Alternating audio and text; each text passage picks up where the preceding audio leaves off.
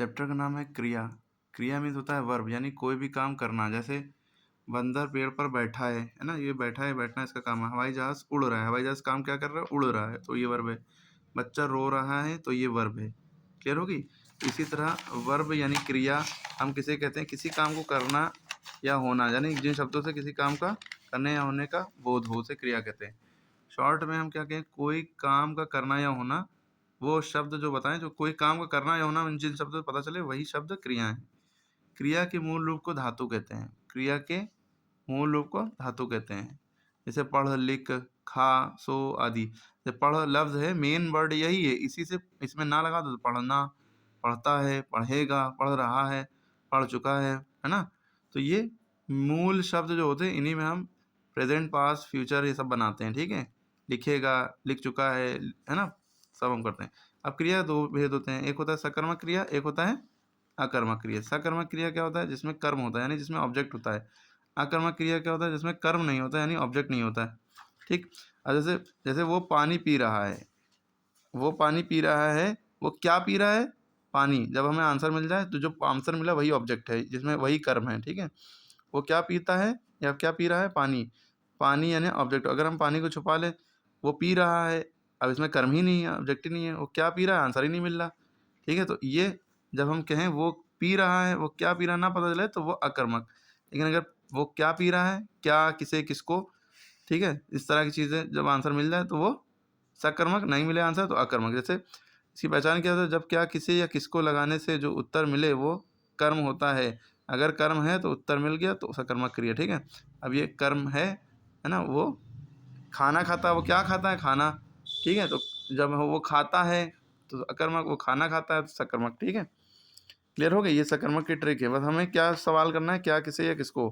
वो बच्चे को मारता है, किसको मारता है, बच्चे को, तो किसको सवाल हमने किया ना। ठीक है, जो क्या, किसे, किसको का आंसर जो होता है वही हमारा सकर्मक क्रिया होता है। अब इसके बाद क्रिया के दूसरे भेद भी होते हैं। एक होता है सहायक क्रिया, जिसे हम हेल्पिंग वर्ब कहते हैं। Is, am, are, was, were, have, है ना, रहा, रही, रहे, चुका, चुकी, चुके, ये वर्ड जो होंगे, जो ये मेन वर्ब है, मूल शब्द पी, पीना है ना, पीने को की हेल्प कर रहे हैं, रहा, रही, रहे, चुका, चुकी, चुके, तो ये तुम्हारे अन्य सहायक क्रिया के मतलब वो हैं। तो दूसरा होता है संयुक्त क्रिया। संयुक्त क्रिया मतलब होता है कंपाउंड वर्ब, नहीं यानी कि एक से ज़्यादा जिसमें क्रिया हो। वो स्कूल चला गया, चला गया, दो वर्ब हो गए। खिलौना टूट गया, दो वर्ब हो गए। ये संयुक्त क्रिया है, दो वर्ब हो गए। ठीक है, इधर प्रेरणार्थक क्रिया। प्रेरणार्थक क्रिया कहते हैं पॉजिटिव वर्ब, यानी खुद काम ना करना, दूसरे से करवाना। ऐसे वर्ब क्या कहलाते हैं, प्रेरणार्थक क्रिया कहलाते हैं। हम माली से पौधे लगवाते हैं, तो पौधे लगवाना है ना, लगवाना, ये तुम आपका पौधे लगाना हो जाता तो नॉर्मल क्रिया, पौधे लगवाते हैं तो ये प्रेरणार्थक क्रिया। अध्यापक छात्र से पढ़वाते हैं तो ये प्रेरणार्थक क्रिया। पूर्वकारी क्रिया जाने जिसमें काम पहले से हो चुका, फूलदान गिरकर टूट गया, अभी अभी नहीं है, मतलब गिर गया है, टूट भी गया है। ठीक है, ये चीज़। अब दो ही कर्मक क्रिया, जिसमें दो ऑब्जेक्ट हो, यानी दो लोग हों दो, एक एक डायरेक्ट ऑब्जेक्ट होता है, एक इनडायरेक्ट, मतलब एक जानदार होगा, एक बेजान। जैसे माँ ने बच्चे को दूध पिलाया, तो माँ ने किसको दूध पिलाया, किसको का आंसर हो गया, बच्चे, तो एक ऑब्जेक्ट ही हो गया।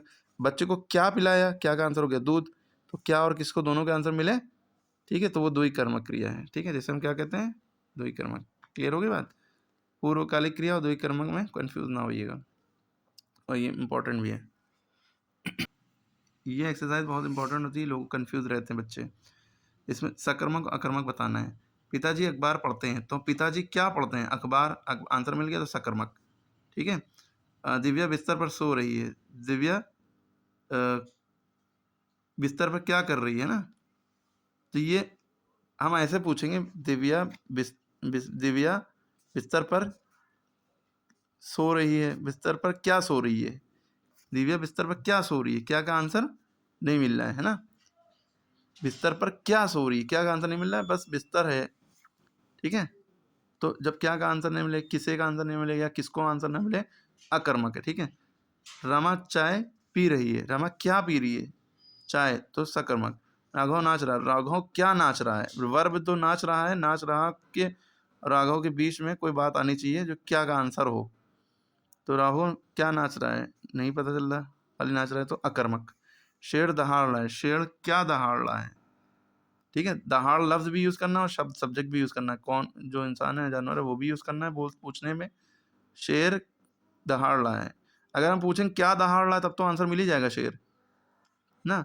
जब हमें सब्जेक्ट को भी लेना है और इसको भी लेना है। जैसे हमें रमा भी लेना है, पी भी लेना है। रमा चाय पी रही है, तो रमा क्या पी रही है ना? रमा क्या पी रही, पूरा ले रहे हैं ना, तो आंसर होगा चाय।